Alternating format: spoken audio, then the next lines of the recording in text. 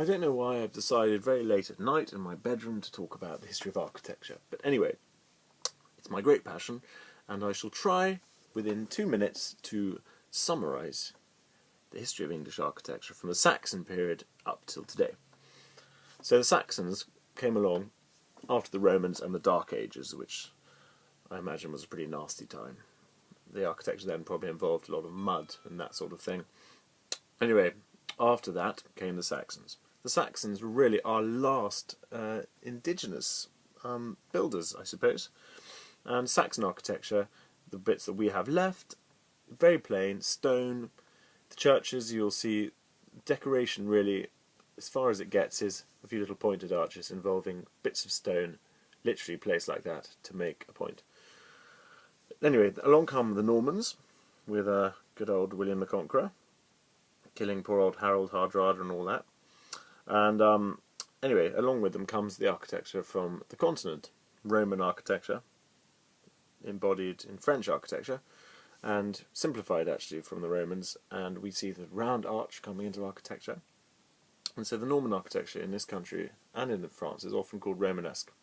And some of our greatest buildings, cathedrals, Durham, and abbeys such as Waltham Abbey and various others, exhibit the finest of Norman Romanesque architecture. Next comes Gothic, again from France. Westminster Abbey is one of our very early Gothic buildings, built by Edward the Confessor, with a plan straight from France, really. Then we have Canterbury Cathedral with William of Caen, who came and built that on a grand French scale. So still not really our own architecture. Anyway, that goes into decorated Gothic, and so from the early English to decorated, we go from lancet windows, very tall, narrow, single windows with no tracery, no sort of icing, to suddenly a lot of icing and decorated Gothic, and finally we get our own indigenous style called Perpendicular Gothic, which is very characterised by more glass than wall, really, and you need to just go to somewhere like King's College Chapel to see this and marvel how the extraordinary fan vault stays up at all. Christopher Wren actually said if he would endeavour to build such another roof if he knew where to place the first stone, which of course he didn't.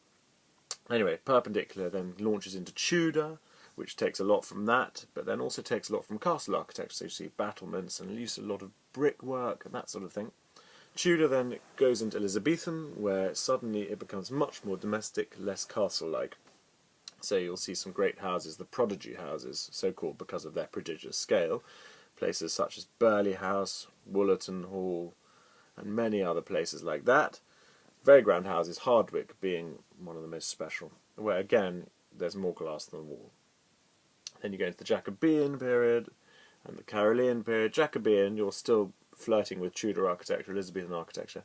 The Carolean, you suddenly start getting great influences, classical influences from Italy, ancient Rome, and places like the Queen's House by Inigo Jones completely rocks English architecture with its purity and almost modern to our eyes, extraordinary.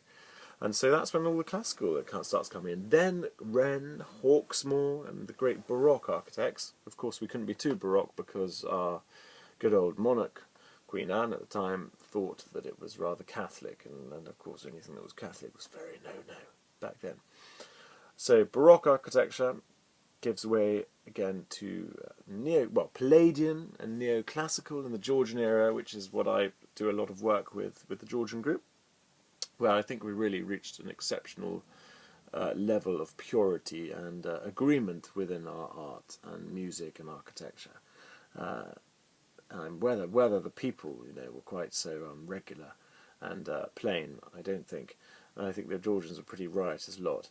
Anyway, the Georgian era ends, and William IV quickly pokes his head in, and then Queen Victoria, and the icing on the cake starts coming again, and these plain classical buildings become over-iced wedding cakes, and you just need to look at the great houses around the Natural History Museum itself, a very grand Victorian building, to see this over-iced effect. So the Victorians potter along, flirting with Gothic, Georgian, Baroque, Byzantine, everything you can possibly imagine. Losing their sense of style, really, but building in this amazing, prodigious scale. And the Victorians give way to the Edwardians. Again, sort of restraint comes along, but with great luxury and huge leaps in technology. And again, Baroque, classical, not really so much Gothic, is prevalent. And then the arts and crafts, where we try to go back to our grass roots again, and wood, stone, that sort of thing is used again in great abundance. Lutyens, again, uses Baroque, Tudor, mixes everything together. And after that, it becomes very confused, and it's less my sort of thing. But that's my potted history from the Saxons right up to the arts and crafts.